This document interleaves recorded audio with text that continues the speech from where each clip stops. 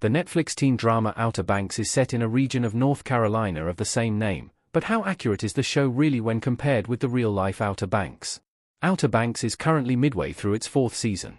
Season 4 Part 1 was released on October 10, 2024, and Part 2 will premiere on Netflix on November 7, 2024.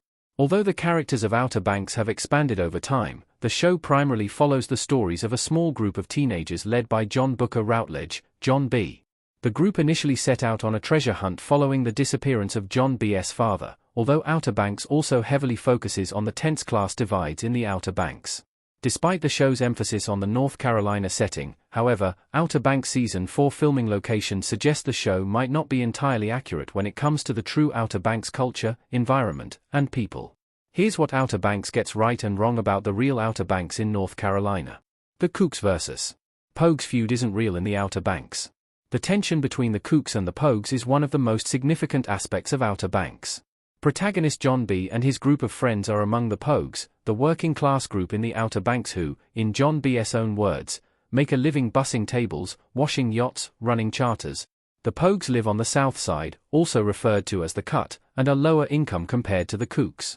This is well represented by the origin of their name, the Pogie fish, which is at the bottom of the food chain. The Kooks, by contrast, are the wealthy elite of Outer Banks. The term kook also has another meaning, in this case referencing someone who doesn't know what they are doing when it comes to surfer life. The term has become much more universal in the real world, typically meaning someone odd or unusual. The Kooks live on the north side in Outer Banks, referred to as Figure 8, and many Pogues work for the Kooks.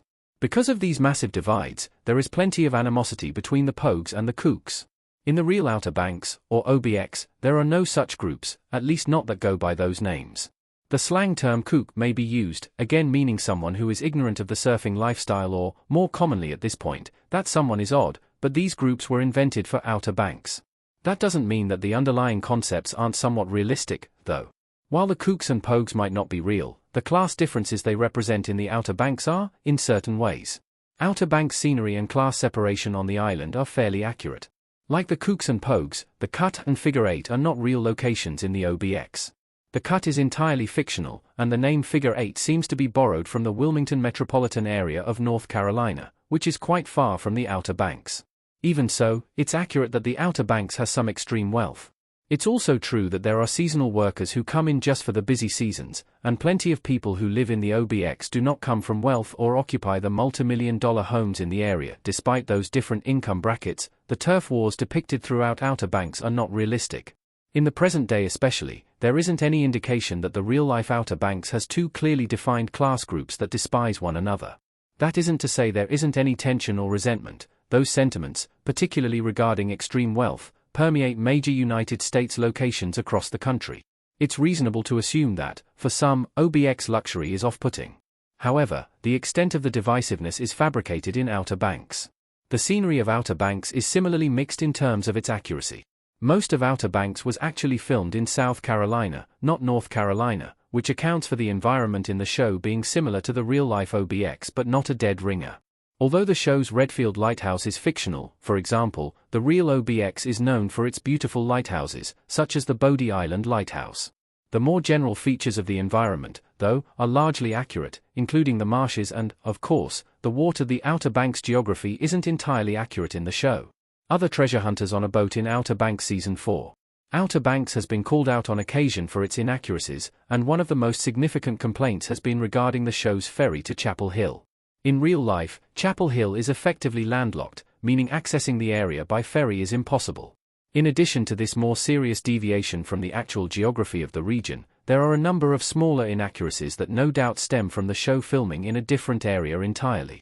The show also tends to combine regions or counties, such as it does with Kildare County. Kildare County is entirely fictional, but it pulls from the real-life Dare County and Kill Devil Hills.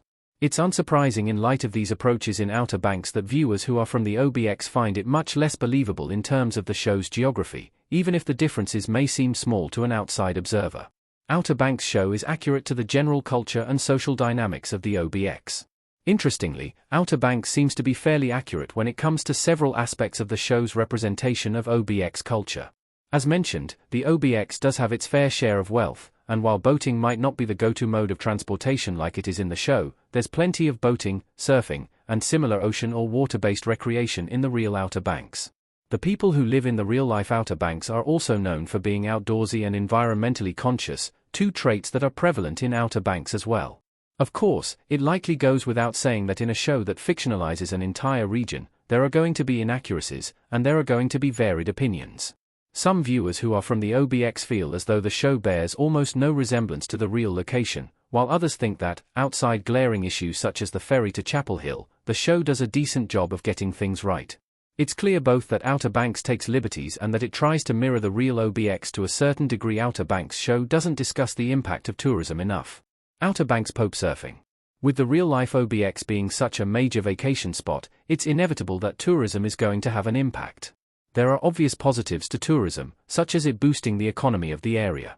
There are also plenty of negatives, though, among them how disruptive tourists can be to people who live in an area like the Outer Banks. For the most part, Outer Banks doesn't explore the effects of tourism all that much, which is a bit surprising given what a major role tourism plays in the OBX. Ultimately, Outer Banks is like many shows that are based on a particular location or group. Although the show gets many things right, there are plenty of deviations or, in some cases, outright fabrications.